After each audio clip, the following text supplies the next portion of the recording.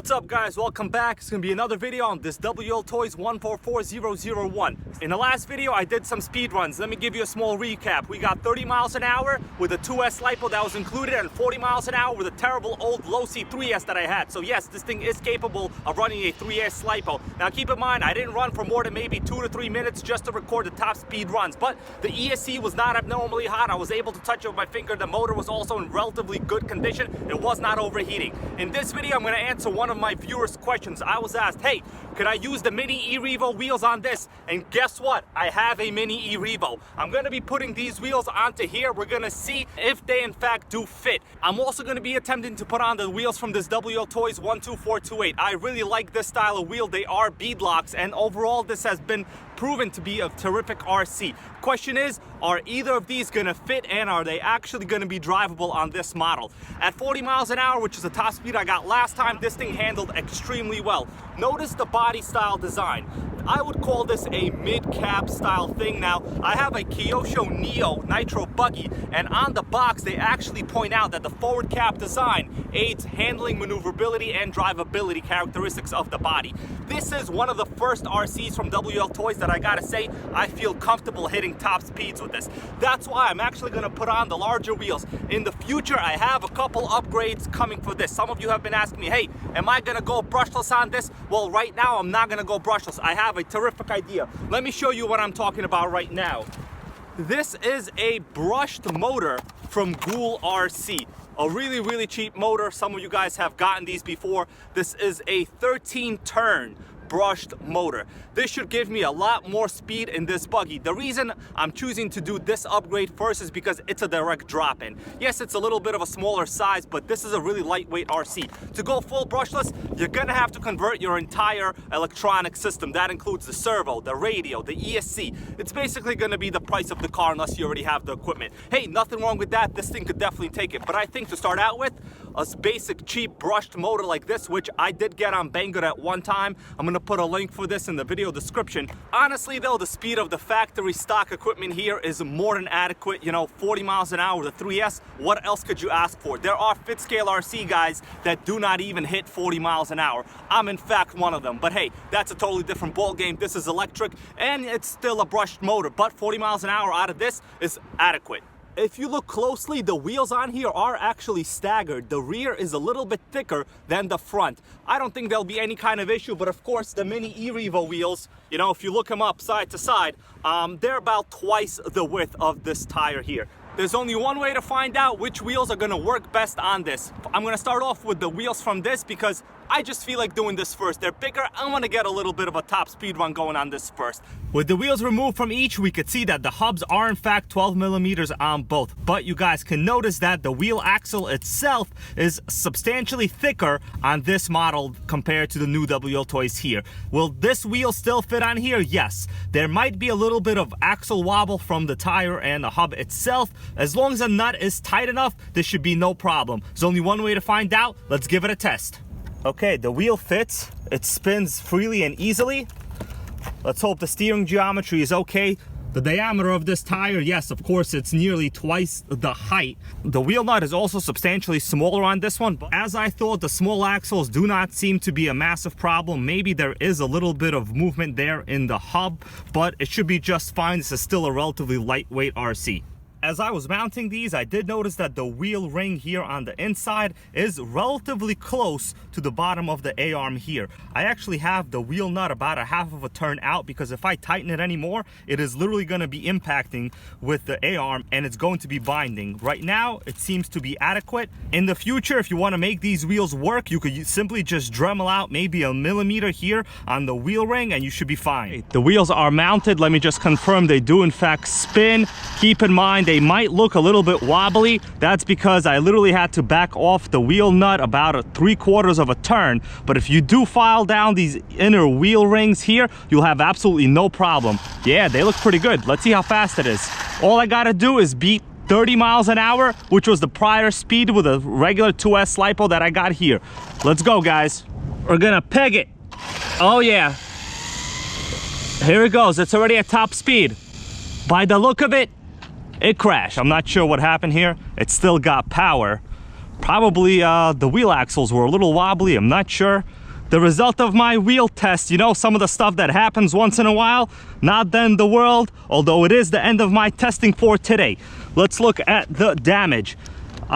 Looks like I only got 26 miles an hour during this run. Actually, these wheels might have slowed it down. We got some high level carnage, although honestly, yeah, I really can't tell if anything is really broken here. It all seems to be in one piece. This hinge pin is just bent. I could definitely just bend it back, snap it back into this position here, and it should be just fine. All the parts are not even missing. Although, no, I do see a missing shock bottom here. I gotta find the shock end somewhere, or else I'm gonna be a little bit upset, guys. Well, this doesn't look like it's it. The results of testing, right? This is what I do for you guys. I wasn't doing this for me. I was doing this to answer someone's question in the videos. Let's examine the stock suspension. I might add a little bit of a thicker shock oil into these shocks. I feel the front is a little, maybe still a little under-dampened. The rear is definitely under-dampened. Under speed, you want this thing to be a little bit more planted. You don't want the shocks to be this soft. So let me remove one shock here from the front. We're going to check out what it looks like inside. I'm not quite sure yet whether I'm going to be changing or adding any shock fluid. Shock removal is as easy as possible. It's literally one little nut on the front here, and the shock comes off the top like this. The shock itself, as I just removed it from the chassis, is actually really good. It seems to be pretty well filled in terms of the fluid content. I was able to do it with my fingers. Let's remove the shock cap. Inside, as you would expect, we have a rubber bladder on top. Let's take this off. Man, this thing is basically all the way full with shock oil. I'm frankly surprised. To me, this oil seems really thin because I'm not having any difficulty at all moving this piston up and down. I'm actually going to add a couple drops of my 80 weight oil. I'm not going to completely, remove the oil from here. I'm just going to add a couple drops at best. I'm going to seal it up. I just want to create a little bit of that, kind of springiness at the top of the stroke. If this is a good shock, you guys are going to see exactly what I'm talking about. Let me assemble this back now. Here we go. Yeah, this is exactly what I like to see.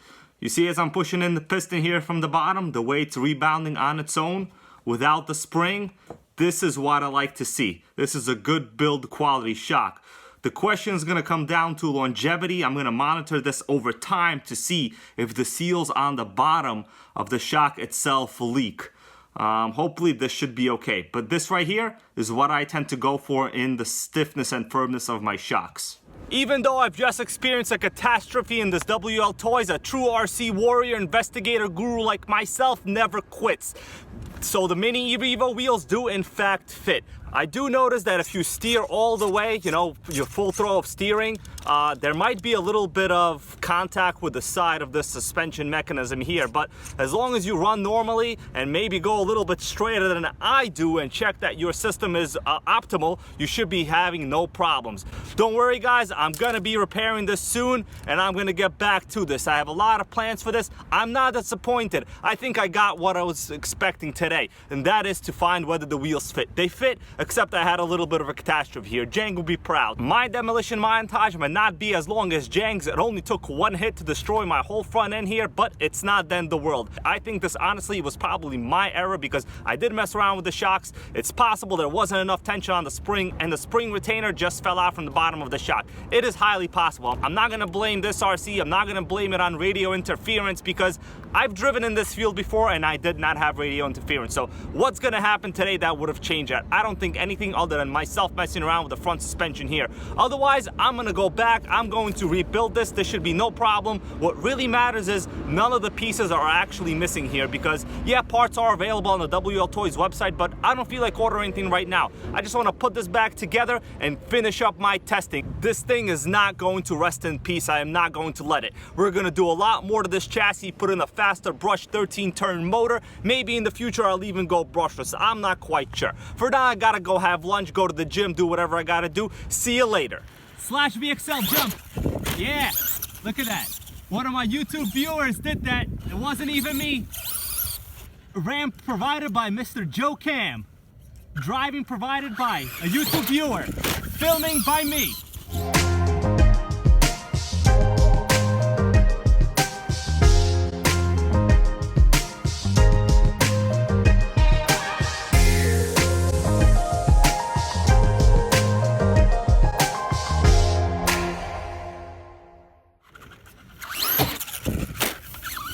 Man, this guy jumps better than I do. I'm gonna hire him. You wanna be my intern?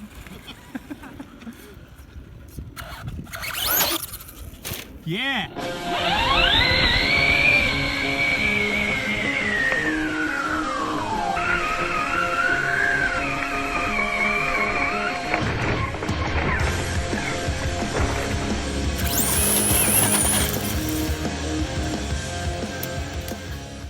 Did you guys see that receipt? This is getting ridiculous. I just purchased some cold relief zinc lozenges over at CVS right here behind me.